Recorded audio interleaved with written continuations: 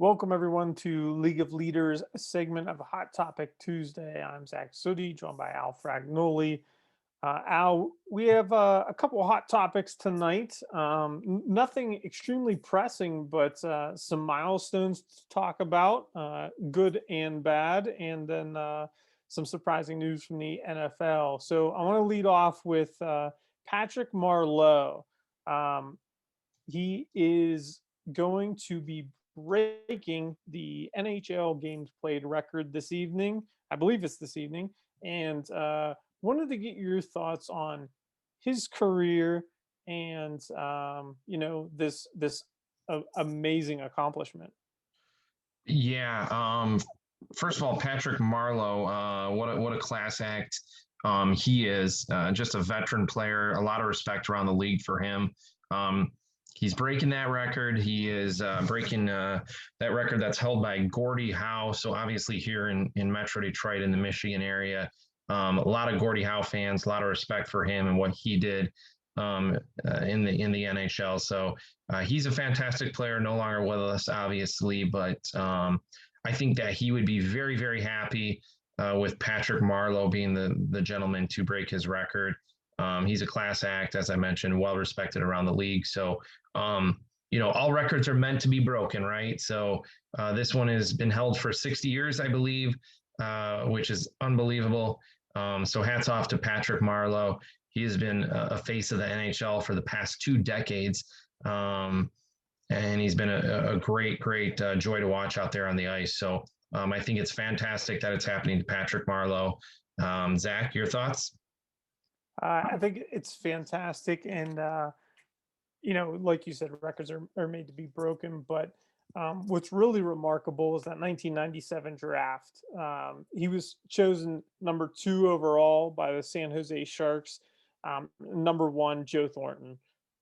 The guys are both still playing. Thornton, I don't think plans on passing Patrick at all in any time in the future. But how about those number 1 and number 2 picks in the 1997 NHL draft between the two of them? I mean, you're almost at you're over 3,400 games played between the two of them, which is absolutely remarkable. Great careers for both of them, both Hall of Famers, and excited to see him break that record. And like you said, I think Gordie Howe would be proud of that. And if anyone has not had an opportunity to see the gloves that he will be wearing when he breaks that record, take a look online. They're pretty cool, with the logos of the San Jose Sharks, the Pittsburgh Penguins, and I'm drawing a blank on the third team he played for in his career, but very cool accomplishment. And the gloves are a nice touch as he breaks this record. So congrats to him. Congrats to his long career. And Joe Thornton's right behind, but I don't think he's going to catch him. You know what's crazy about that is 1 and 2 overall. Obviously, Joe Thornton was not drafted by the San Jose Sharks. He was drafted by the Boston Bruins. But those two played together for an incredibly long time. So you had 2 top draft picks, 1 and 2 there from the same season that were teammates for years and years. And you mentioned Patrick Marleau and the teams he played for, obviously the Sharks, Maple Leafs, and Pittsburgh Penguins. So those were the 3 teams there. Thanks, Al. Yep, no problem, Zach. We will transition to Major League Baseball. The New York Yankees off to a slow start here, 5-10, worst start since 1997. What are your thoughts on this? They've been playing the Tampa Bay Rays in the previous series here. There was one game that made some highlights for all the wrong reasons, but fans started throwing baseballs onto the field because they were just upset. So obviously people in the Bronx are not happy with the New York Yankees and their start. Should we be concerned? Should Yankee fans be worried about their slow start, or do we think they'll rebound? First of all, I love baseball's back, and I love that fans are in the stadium to throw baseballs on the field. I know it's not the right thing to do, and I'm not encouraging that, but it's great that it happened, because it means we're getting back to some sort of normalcy. So thank you, Yankees fans.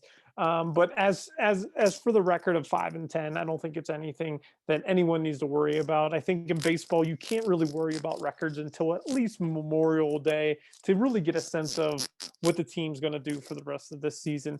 I mean, they have Garrett Cole. The guy's a dominant pitcher. I think he was a little upset the other night with some of the things that happened during the game as he pitched lights out once again. But it's so early in the season. I think there's, it's a marathon, and the Major League Baseball is always a marathon. It's 162 games to grind. A slow start is difficult to recover from, but 5-10 is not something that is going to be impossible. So I think the Yankees will recover. I think they're going to be, top in the division. But they're going to need to get it right, and they're going to need to play better. But it's going to happen. It's going to happen soon. But I'm not concerned, and I don't think we can look at really any MLB records until Memorial Day to really get a sense of where everyone sits in the league. So, what are your thoughts on the Yankees' slow start? Yeah, I totally agree with you, Zach, on quite a few of the points that you mentioned. First of all, you can't get a good grasp of what teams are going to be doing late in the season, just 15 games in. So they've got plenty of time to rebound. I agree with you. You give it 2 months, April and May, end of May. Once you get through Memorial Day, you kind of jump into June there and you start looking at where the teams are starting to balance off. So I still think there's plenty of time for them to rebound. I will say that in that division seems like it might be deep. I mean, again, we don't know. We want to give it probably another couple weeks here to make sure, another 5-6 weeks. But the Boston Red Sox are off to a really, really hot start, and I don't think anybody expected anything from them. So if they keep playing well, I think the Tampa Bay Rays are going to play well. We know that they're 500 team right now. Toronto just a little bit below 500, but I think that they're going to play well. And Baltimore probably will fade away. But so the Yankees are in a tough division. But again, I don't think we don't need to hit the panic button just yet. We're not going to clean house and fire people or anything like that. So I think they'll be all right. If I had to put money on it, I would say they'll probably make the postseason. I don't know about winning that division, though. I really, really like Tampa. I really do. And they tend to play pretty well the second half of the year. So Toronto's going to be the fun team to watch in that division as well. But the Yankees will be fine. They'll be right up there towards the top of the NL East, in my opinion, when it is all said and done this September. And I agree. I really do enjoy watching the Toronto Blue Jays. I mean, they have a lot of young talent, and the Rays are always fun to watch. So it's gonna be a fun division to watch. So I agree with you. I don't think the Yankees are gonna pull away with a division title, but they'll probably make the postseason. So, all right, Al. Moving on to the NFL. Some news out of San Francisco. Is it Alex Smith? Is he in San Francisco? Washington. Washington. Sorry, comeback player of the year. He is announcing his retirement. 16 years. I can't believe it's been 16 years. And I had him in San Francisco, so that tells you how recently I've paid attention since him winning comeback player of the year. But what are your thoughts on his sudden retirement and his last season? Yeah, so for him, what a run he had, and for him to make it back to the league after that devastating injury speaks volumes of probably his character, his dedication, his commitment, his resiliency, his grit. You can throw every keyword out there for leadership, and it signifies that man right there. I was hopeful that he'd play another year or potentially, get traded and go to another team that needed a quarterback and, would be competing for the postseason.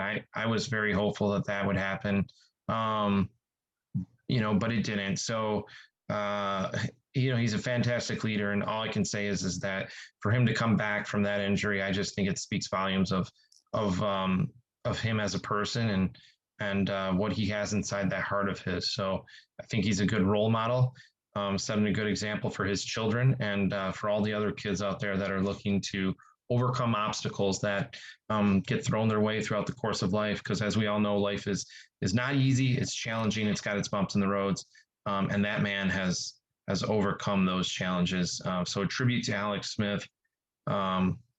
Amazing player, amazing person. So sad to see him go, but it's probably best. So yeah, fantastic accomplishment to come back from that injury, though, in my opinion. Zach? Yeah, I think I think it's one of the most gruesome injuries we've ever seen in the National Football League, and for him to come back from that is remarkable. But not only come back, play at the level he played at, and it was encouraging to see, and thought maybe another year or two he'd be able to continue to play like that. But um, I understand that that probably took a lot out of an individual. It's so easy to have an injury like that, or any injury in sports, to just say, I don't think I can recover from this, and not many people want to do the work to get back to on the field.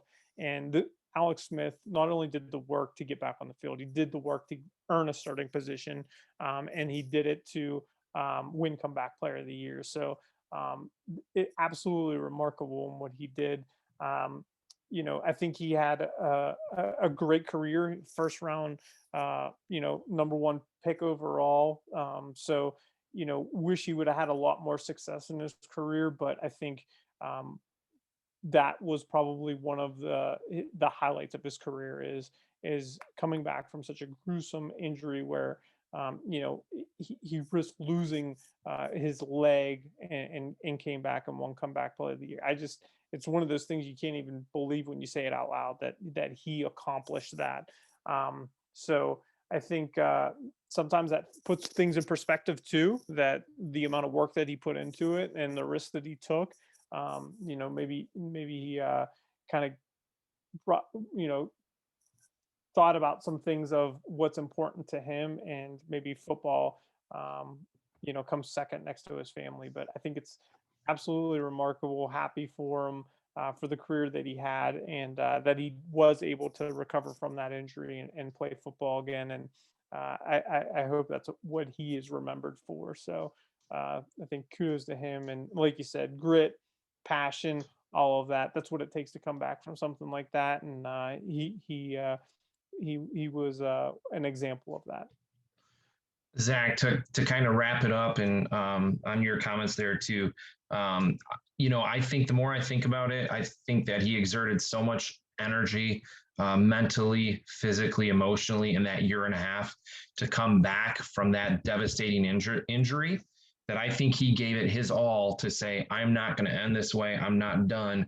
I will battle back. And then that year of playing this past season, I think it took a lot out of him. And I think he knew, okay, I showed the world what I could do and that I did it. But now it's time to go focus on my family. Football is not number one. So that's, I don't know. I don't know what's going through Alex Smith's mind, but that's what I think could have potentially happened there. But what a tribute to him to make it back, as we talked about there. So anyway, that wraps it up for Hot Topic Tuesday tonight. We thank you for tuning in and joining us. And we hope you tune in this Sunday for our continued leadership series as we bring on another guest. And we hope you tune in next Tuesday as well for another edition of Hot Topic Tuesday. Thank you.